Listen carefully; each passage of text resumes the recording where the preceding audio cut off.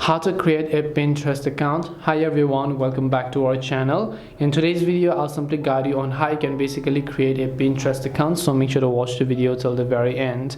If you'd like to create a Pinterest account, all you have to do is simply go ahead and then open up your Pinterest application over here.